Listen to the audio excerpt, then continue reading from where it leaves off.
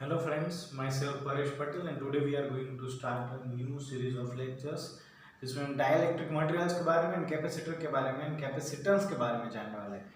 यहाँ पे 12th standard chapter number 2 का टाइटल है इलेक्ट्रोस्टैटिक पोटेंशियल एंड कैपेसिटेंस। उसमें सेकंड सेक्शन में डाइलेक्ट्रिक मटेरियल्स के बारे में इंफॉर्मेशन दिया है। तो बेसिकली डाइलेक्ट्रिक मटेरियल्स क्या होते हैं उनके बारे में आज हम पढ़ने वाले हैं। जैसे कंडक्टर्स की बात करें तो कंडक्टर्स के अंदर फ्री इलेक्ट्रॉन्स होते हैं जिसकी मोशन की वजह से उसमें इजीली हमें इलेक्ट्रिक करंट फ्लो होता हुआ दिखेगा। बट डाइलेक्ट्रिक मटेरियल्स इंसुलेटर की तरह है।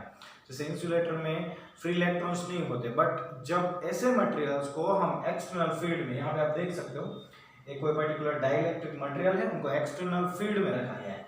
जब उनको एक्सटर्नल फील्ड में रखेंगे तो उनके मॉलिक्यूल्स का जो डाइपोल का अलाइनमेंट है वो फील्ड की डायरेक्शन में हो जाएगा। That is why it is known as dielectric material. वैसे वो इंसुलेटर ही है, बट एक्सटर्नल फील्ड के प्रेजेंस में उनके अंदर डाइपोल मोमेंट जनरेट होती है। अब ऐसे मटेरियल्स के दो टाइप्स है, पोलर मॉलिक्यूल्स। पोलर मींस जिसके अंदर पोलैरिटी हमें देखने को मिलती है।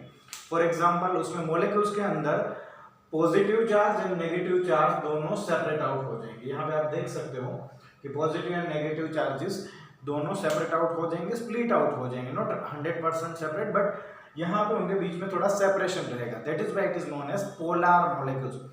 अब दूसरी बात करें नॉन पोलर मॉलिक्यूल्स की, तो दोनों चार्जेस एक ही सेंटर पे कोइंसाइड होंगे।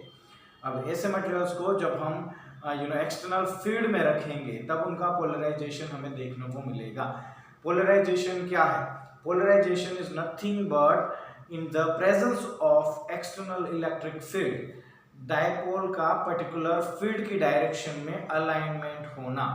अब यहाँ पे बात करें कि पोलर मॉलिक्यूल्स में क्या होता है, in the absence of any electric field कोई मूवमेंट देखने को मिलता है, तो आंसर आएगा नो, बिकॉज वहां पे डायपोल मूवमेंट तो है बट उनका ओरिएंटेशन रैंडम डायरेक्शन में होने की वजह से टोटल डायपोल मोमेंट या नेट डायपोल मोमेंट का समेशन होगा 0।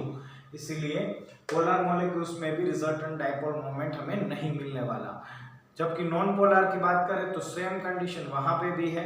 जब उनको फील्ड में रखेंगे तब डेफिनेटली यहाँ पे एक्सटर्नल फील्ड का अपोज करने के लिए वहां पे इंट्रिंसिक इलेक्ट्रिक फील्ड जनरेट होगा, बट वो इतना पावरफुल नहीं होगा कि इनके फील्ड को नलीफाई कर पाए। Thank you so much. ये लेक्चर था डाइलेक्ट्रिक मटेरियल।